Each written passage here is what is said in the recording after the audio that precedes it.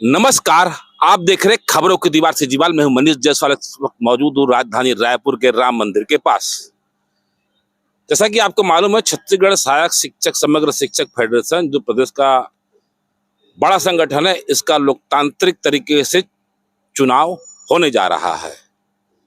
और इस चुनाव की खासियत यह है कि इस बार इसके पूर्व अध्यक्ष मनीष मिश्रा चुनाव नहीं लड़ रहे हैं, तो वही उनके बाद के जो बड़े चेहरे हैं उसमें सिर्फ अश्वनी कुर्रे अभी फिलहाल सामने आए हैं। और अब तीसरी पंक्ति के जो जिला अध्यक्ष हैं वो प्रदेश अध्यक्ष की दावेदारी कर रहे हैं। इसके अलावा दूसरी पंक्ति के जो समकक्ष लोग हैं वो इस चुनाव से बाहर हैं, या हो सकता है आने वाले समय में अपनी इस चुनाव में भाग लें। लेकिन फिलहाल अभी दावेदार के रूप में 3 ही नाम है, उसमें से एक बड़ा नाम है हेम कुमार साहू का। जैसा कि आपको मालूम है, किसी भी प्रदेश या देश का जो राजधानी रहती है, प्रदेश की राजधानी रहती है, वहां का जो जिला अध्यक्ष रहता है वो प्रदेश के जिला अध्यक्ष के समकक्ष रहता है, क्योंकि बैठकें से लेकर मेल मुलाकात तक सब राजधानी रायपुर में होते हैं।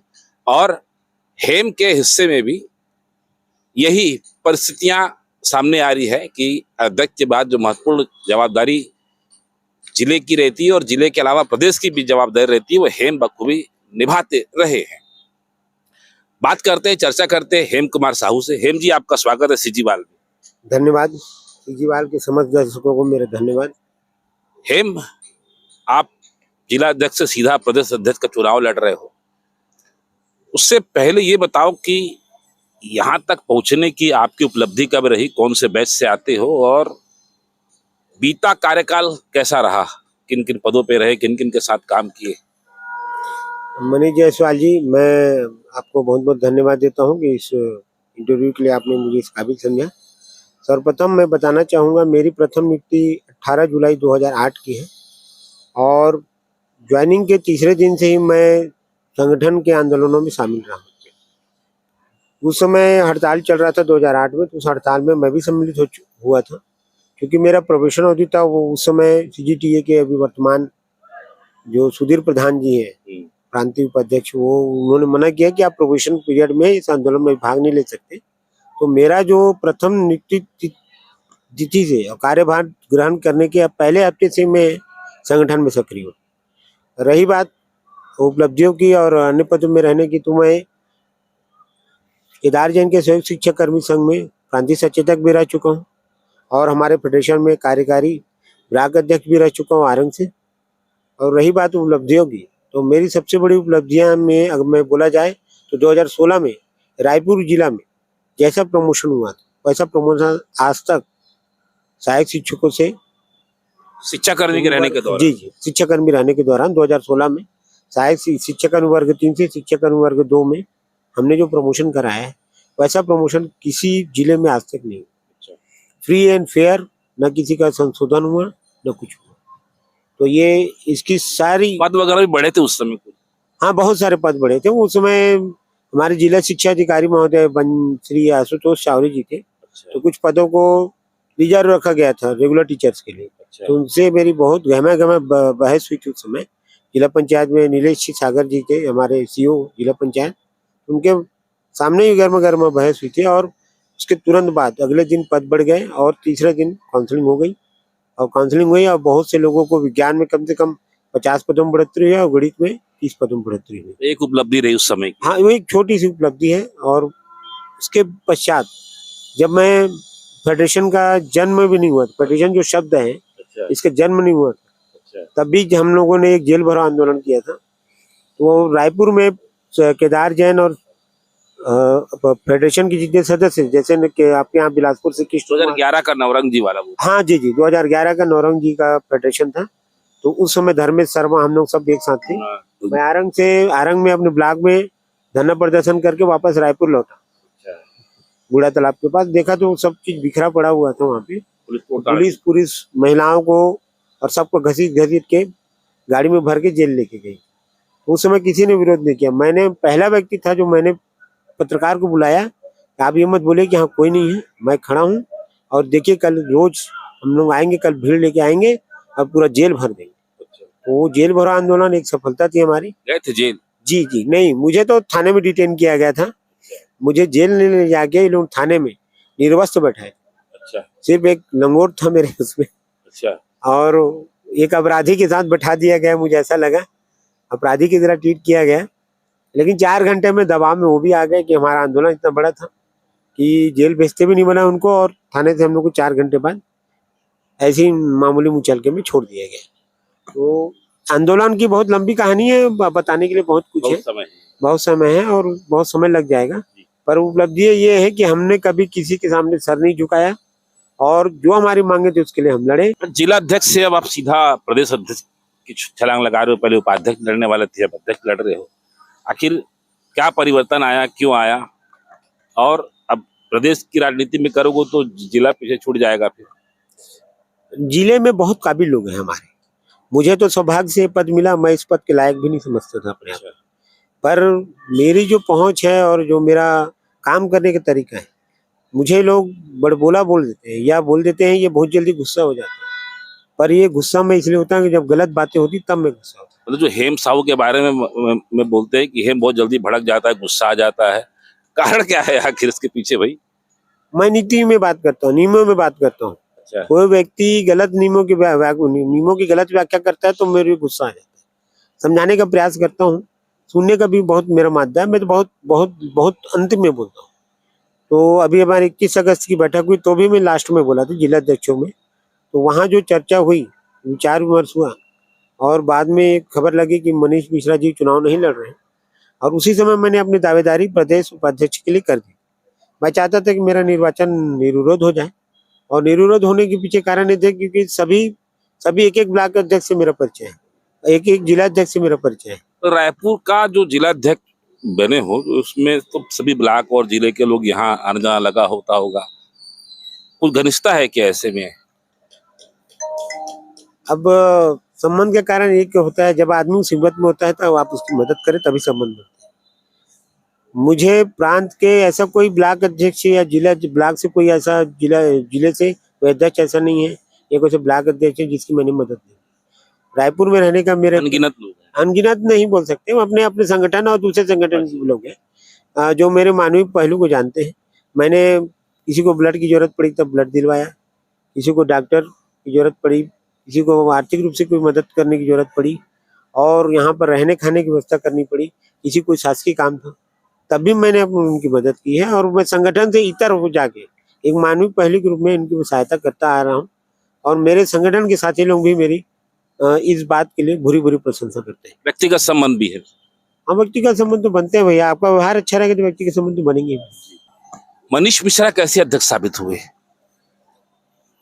मनीष मिश्रा जी बहुत ही अच्छे अध्यक्ष थे, इस संगठन को उन्होंने अपने तन मन धन से सींचा है। ये दुर्भाग्य है कि अभी मनीष भाई अपनी स्वास्थ्यगत कारणों से चुनाव नहीं लड़ूंगा कह के, मुझे तो उन्होंने यही बताया मैं स्वास्थ्यगत कारणों से चुनाव नहीं लड़ूंगा, लेकिन बड़े व्यक्ति को पूछने वाले लोग भी अपने तरफ देखे। कुछ विषय भी आया था भी? नहीं ऐसा नहीं है। मनीष मिश्रा जी की चाहते थे कि सहायक शिक्षक फेडरेशन जो है, सहायक शिक्षक जो अभी जो संगठन बना है सहायक शिक्षक समस्त शिक्षक फेडरेशन, उनका ही बनाया हुआ फेडरेशन, कोई एक व्यक्ति नहीं बनाया है, सब संस्थापक सदस्य मिलकर बनाया है। लेकिन इस संगठन को उन्होंने अपने तन मन धन से सींचा है। कोई बोलता है कि मनीष मिश्रा कोई उपलब्धि लिए नहीं है तो उस व्यक्ति को कुछ भी ज्ञान नहीं। आज हमारे साथियों में से आधे से ज्यादा लोग प्रमोशन पा चुके हैं। ये हमारा प्रमोशन लक्ष्य नहीं था, लेकिन इसका जो हमारे आंदोलन का जो एक बाय प्रोडक्ट होता है वो उसके रूप में मिला है। और फिर भी, और जब मनीष मिश्रा जी को लगा कि नहीं, क्योंकि अब बहुत से हमारे साथी प्रमोट हो चुके हैं और ये संगठन के साथ जुड़े रहने चाहिए, और अन्य जो लाभ है संगठन के माध्यम जिनको मिलने हैं और जो पुराने साथियों के लिए संघर्ष करना है, तो इनको जोड़ के रखना, एक सूत्र में एक कड़ी में पिरो के रखना जरूरी है। इसलिए उन्होंने सहायक शिक्षक समग्र शिक्षक फेडरेशन का निर्माण किया और उसके संस्थापक सदस्य, मुख्य संस्थापक सदस्य है। मनीष मिश्रा जी को दोष देने वालों को मैं अज्ञानी ही कहूँगा। एक उपलब्धि बहुत उनकी रही कि बहुतों का उद्धार उनके माध्यम से हुआ है। मोदी की गारंटी?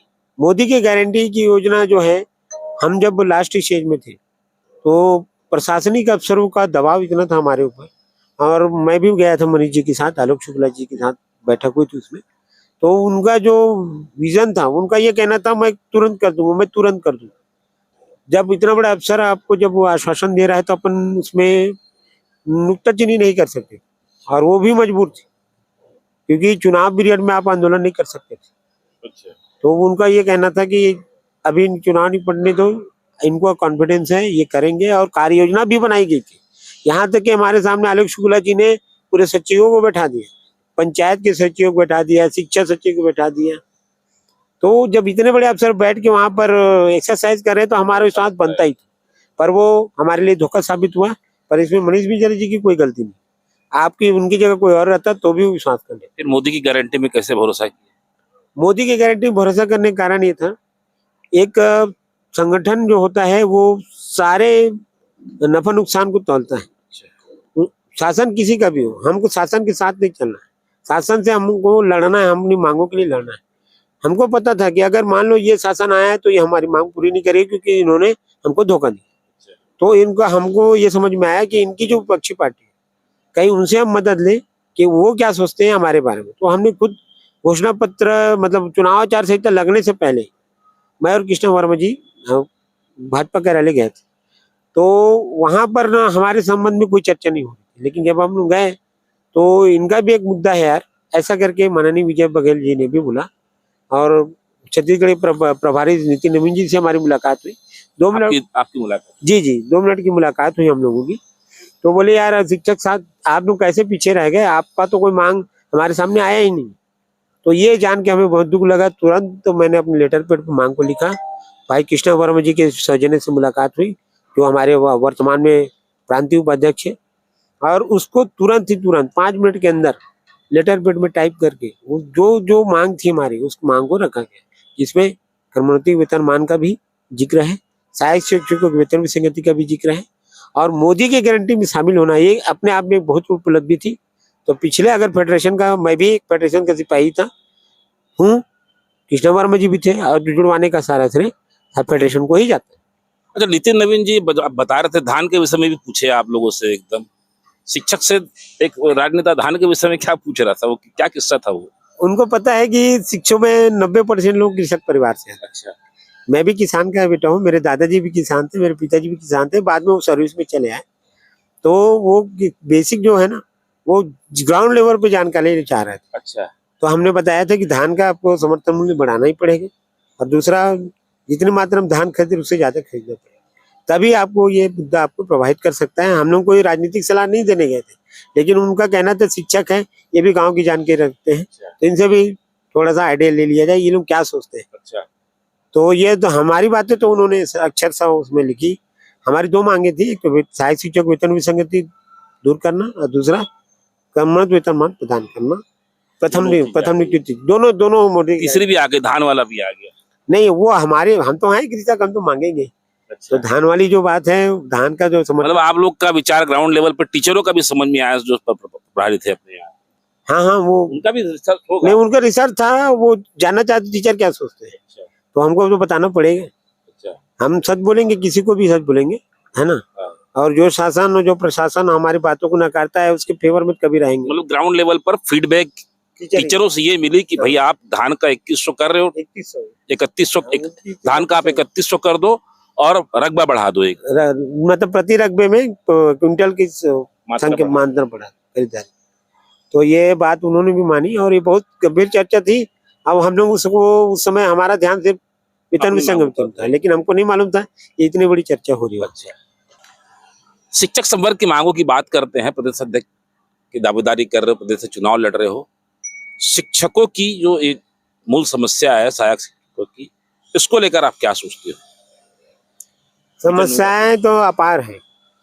1998 से जब से हम शिक्षक कर्मी शब्द का उदय हुआ है, हमारा वर्ग पूरी तरह से छला ही गया। 1998 में बहुत ही न्यूनतम पे में हम लोग काम करने में मजबूर थे।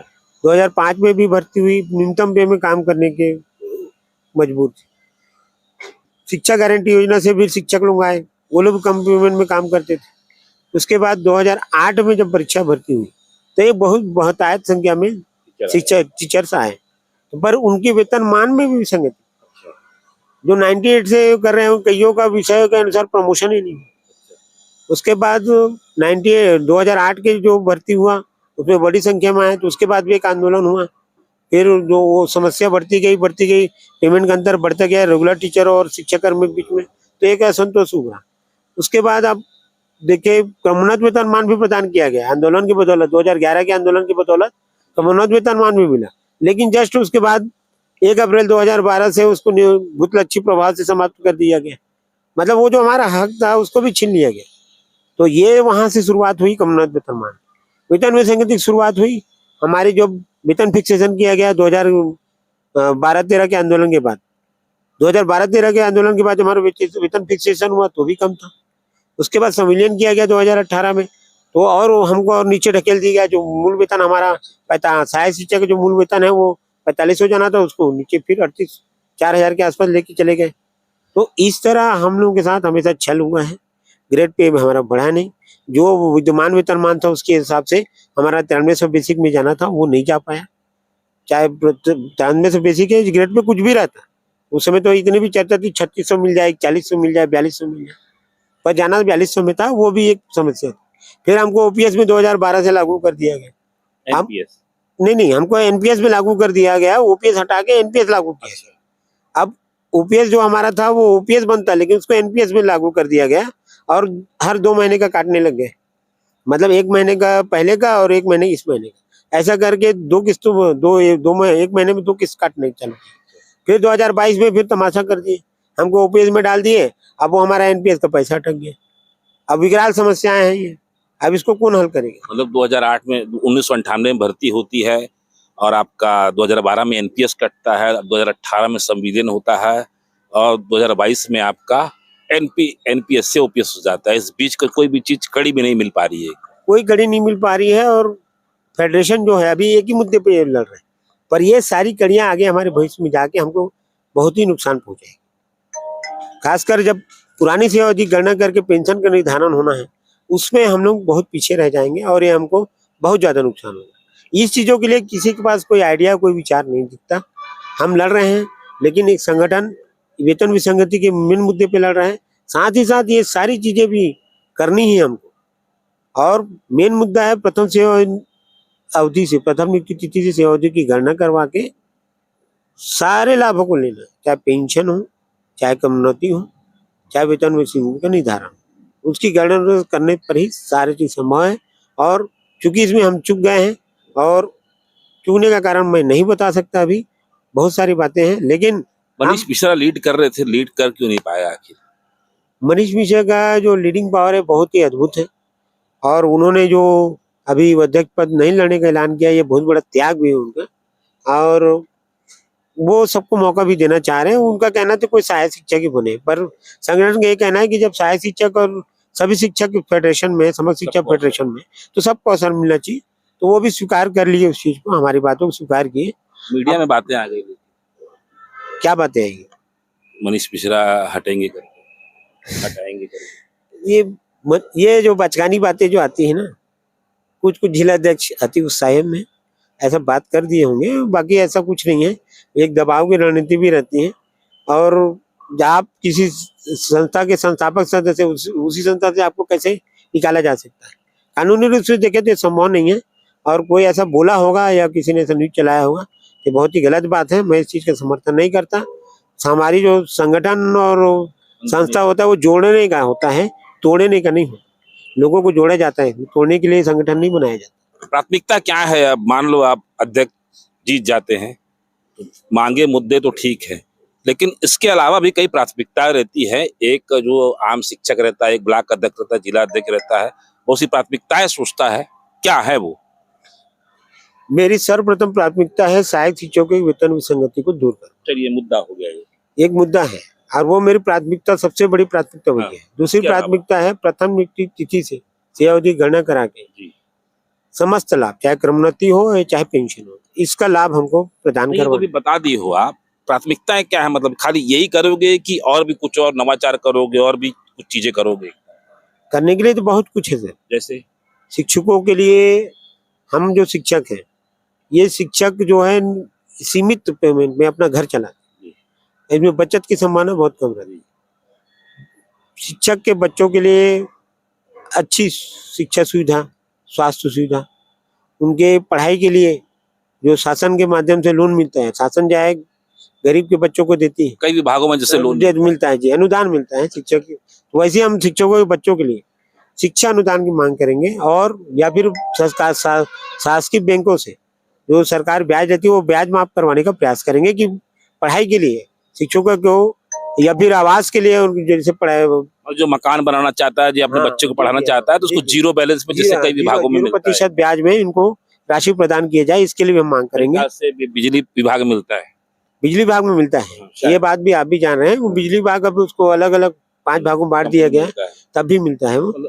तो हमको शिक्षा विभाग कोई कमाऊ विभाग नहीं है, शिक्षा विभाग में पैसे जाते हैं जनता के हित के लिए, तो हम लोग को तो कोई एक्स्ट्रा इनकम की संभावना है ही नहीं, ना हम कर सकते ना करना चाहेंगे। तो शासन से हमको सहयोग मिले कि हमको जो लोन मिलता है बैंकों से उसमें 0% ब्याज लिया जाए, उसमें ब्याज की गणना ही ना की जाए और ब्याज माफ किया जाए। अगर किसी शिक्षक को आवास बनाने के लिए पैसा चाहिए तो उसमें भी 0% ब्याज में उनको मिलना चाहिए। इसके अलावा और क्या विचार है आपके अंदर? नहीं, मैं वो उसी बात पे आ रहा था। ब्लॉक स्तर पे हम लोग शिक्षक कॉलोनी का निर्माण करने की मांग करेंगे। शासन से भूमि आवंटित करवा के प्रत्येक कम से कम 1000 स्क्वायर फीट जमीन प्रत्येक शिक्षक को अलॉट करने के लिए हम बोलेंगे, चाहे उसको वो अनुदान में दे या तो तो भाड़ा क्रय के माध्यम से दे। जी सोसाइटी बना दे, और उस शिक्षकों के लिए हर ब्लॉक में ब्लॉक स्तर पे कॉलोनी बनानी चाहिए ताकि उसके बच्चे भी वहाँ रह सके। इसके अलावा हम लोग प्रांत मुख्यालय रायपुर में एक शिक्षक सदन बनाने का प्रयास करेंगे, और जिसके लिए शासन से बात करेंगे और जो भूमि आवंटित करवाएंगे और शासन के माध्यम से निर्माण कराएंगे, जिसमें कम से कम बाहर से आने वाले जो शिक्षक साथी और उनके परिवार हैं, जो किसी गंभीर बीमारी से पीड़ित है या दुर्घटना का शिकार हो गया और हॉस्पिटल में एडमिट है, और यहाँ पर आने जाने के लिए उनके रहने के लिए सुविधा हो जाए, वहाँ पर कैंटीन की व्यवस्था करवाएंगे, और साथ ही साथ कम से कम 100 परिवार एक साथ रह सके, ऐसा सदन शिक्षक सदन बनाने का मांग करेंगे शासन से। बड़ी धर्मशाला टाइप का। हाँ जी, धर्मशाला के समान ही समझिए, वहाँ पे एक शिक्षक सदन बनाएंगे जिसमें कम से कम 100 परिवार आराम से एक समय में रुक सके।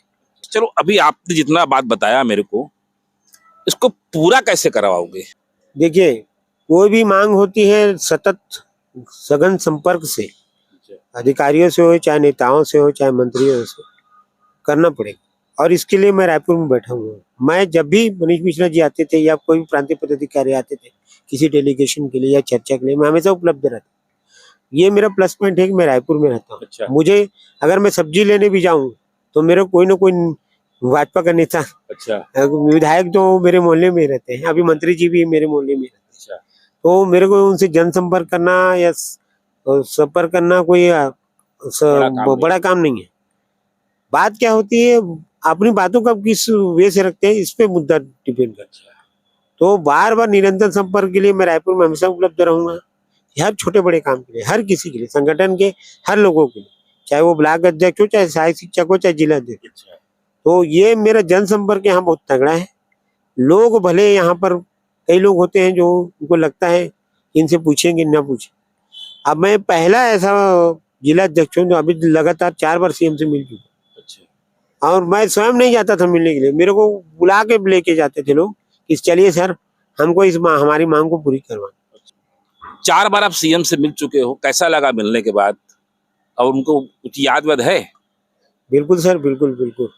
जहाँ शिक्षकों की बात आती है तो फेडरेशन शब्द हमारा ऐसा है संगठन का, उसके बाद उनको याद आ जाता है नहीं, आपकी मांग को मेरे ध्यान में है। हमारे घोषणा पत्र में भी लास्ट टाइम मिला था तो वो यही बोले थे, बहुत ही सरल और विनम्र स्वभाव के व्यक्ति है, और आपकी बातें हमारे घोषणा पत्र में मुझे याद है और मैं इसको पूरा करूंगा, ऐसा पिछली बार उन्होंने ऐसा कहा था। अब मुझे विश्वास भी है क्योंकि ये जो बोलते हैं वो करके दिखाते हैं, ऐसा मुझे लगता है। और मेरे को तो बहुत ही अच्छे लगे सीएम साहब, और मुझे संभावना पूरी दिख रही है। भले अभी बीच में हमारा संपर्क कम हो गया है और उसके लिए फाइल भी चलाने की बात हो रही थी, तो मनीष मिश्रा जी बीच में डाले भी थे, और हमारी जो मांग है वो शासन के समक्ष है और शासन उसमें निर्णय नहीं ले पा रही है। शायद वित्तीय संकट हो या कोई और समस्या हो, लेकिन देर सवेर हमारे पक्ष में निर्णय आएगा। प्रथम नियुक्ति तिथि से हमारी सेवा की गणना होगी, हमारे पेंशन का लाभ हमको मिलेगा और इसके लिए हम सतत और निरंतर संपर्क जारी रखेंगे। और मैं एक अध्यक्ष होने के नाते मैं इस चीज को पूरा कराने की गारंटी मैं आपको देता हूँ। 3 साल के अंदर सहायक शिक्षकों की वेतन भी संगति, शिक्षक सदन और आप जो लोन वगैरह की बात कर रहे हो वो लगभग आप करवाओगे। एक और विषय है कैशलेस चिकित्सा को लेकर है, अभी मंच भी बन गया है, पुराने संगठन ही मांग कर रहे हैं। क्या कैशलेस चिकित्सा संभव हो सकती है? इसके लिए कभी चर्चा वगैरह हुई है? जी बिल्कुल, कैशलेस चिकित्सा बिल्कुल संभव है, इसके लिए भी चर्चा हुई है और हमारा एक संगठन भी बना हुआ है, उसमें अलग से एक संगठन बना हुआ है उसके लिए, जिसमें शासकीय कर्मचारियों को, वो सिर्फ शासकीय कर्मचारियों को, तो उसमें हम भी आते हैं, लेकिन हम ये चाहते हैं कि कम से कम शिक्षकों के लिए पहले लागू करें।